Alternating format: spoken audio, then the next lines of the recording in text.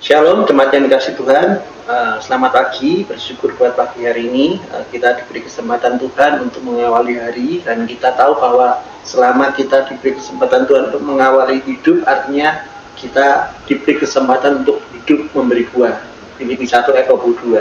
Jadi kalau kita harus hidup, hendaklah kita hidup memberi buah. Dan saya yakin dan percaya buah itu bukan dari kita, tetapi buah itu karena Tuhan yang bekerja dalam hidup kita. Dan kita bersyukur buat perjalanan ini sudah mulai pertengahan untuk kita menanti untuk kalau kita peringati kenaikan Tuhan Yesus yang nanti akan kita peringati di tanggal 14 Mei.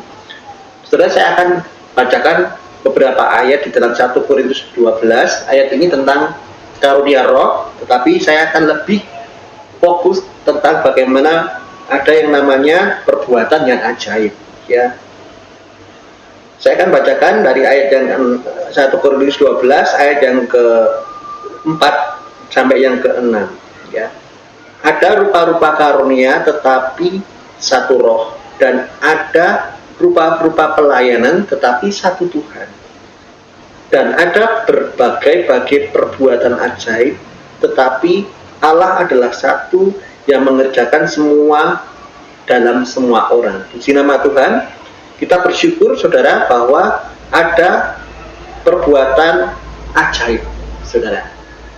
Dari bahasa aslinya energema, namanya energema, artinya adalah suatu hasil dari kuasanya Tuhan. Jadi bukan dari hasil kita. Jadi kalau kita lihat perbuatan ajaib itu tidak bisa dikerjakan oleh manusia. Perhatikan ya, saudara dikasih Tuhan. Kalau kita ingin melihat bahwa di dalam Tuhan kita bisa melakukan perkara besar, itu dikarenakan ada Kristus yang ada dalam diri kita. Dan saudara harus mengerti, tanpa Kristus kita nggak bisa melakukan banyak hal. Dan kalau kita tahu selama di dunia ini Tuhan akan kasih mandat ke setiap masing-masing pribadi itu besar. Saudara punya mandat dan dibutuhkan kuasa Tuhan supaya saudara bisa menyelesaikan mandat. Dan kita lihat, kalau apa yang dikerjakan dengan kekuatan kita, otomatis hasilnya pasti biasa-biasa saja. Perhatikan, kita tidak akan bisa melihat perbuatan yang ajaib, hasil-hasil yang luar biasa, hasil-hasil yang di luar pemikiran akal kalau kita mengerjakan dengan kekuatan kita. Tetapi firman Tuhan yang ditegaskan oleh Paulus, dia bercerita tentang karunia-karunia, tetapi secara spesifik dia ceritakan tentang hasil dari karunia itu lewat perbuatan ajaib. Jadi setiap dari orang percaya, saudara dan saya bisa melakukan perbuatan-perbuatan yang ajaib.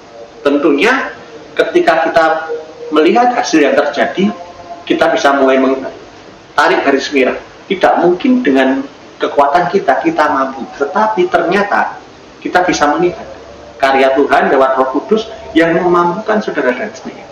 Dan lewat Roh Kudus yang akan diberikan Tuhan, waktu itu di Kisah Rasul dikatakan bahwa Kisah Rasul 9 ketika menerima kuasa, Roh Kudus turun atas para murid, mereka mampu melakukan pekerjaan-pekerjaan yang luar biasa. Dan sekarang di zaman Yesus Kristus kita sudah punya Roh Kudus, dan diharapkan kita penuh dengan Roh Kudus, maka semua karunia itu akan diaktifkan buat kita. Dan satu, ketika kita menjalankan bukan dengan kekuatan manusia, kekuatan pikiran kita, maka kita akan lihat bahwa perbuatan ajaib ini terjadi. Salah satunya tidak mungkin kita menobatkan orang dengan apapun, tidak bisa. Kalau kita menobatkan orang dengan kekuatan kita pintar ngomong, suatu saat orang tersebut akan lagi kembali ke masa lalu mereka, ya. Yang jahat akan kembali ke jahat. Kenapa? Karena mereka menerimanya dengan logika omongan kita. Tetapi ketika kita memberitakan Injil dengan kuasanya Tuhan, maka orang yang kita Injil itu akan mengalami kuasanya Tuhan sendiri. Sehingga terjadi perbuatan ajaib, mereka mau terima Yesus. Dan kita lihat hari-hari di gereja kita ada beberapa berita bagaimana orang yang belum kenal Tuhan mulai ingin cari tahu siapa Yesus itu dan apa yang dikerjakan sebagai orang Kristen. Dan itu tentunya Roh Kudus yang bekerja. Dan saya berdoa pagi hari ini supaya saudara dan saya mengalami pekerjaan yang ajaib, perbuatan yang ajaib. Mari kita izinkan buah-buah roh itu bekerja dalam hidup kita. Puji nama Tuhan, biarlah sedikit impartasi pagi hari ini memberkati kita. Tuhan Yesus memberkati.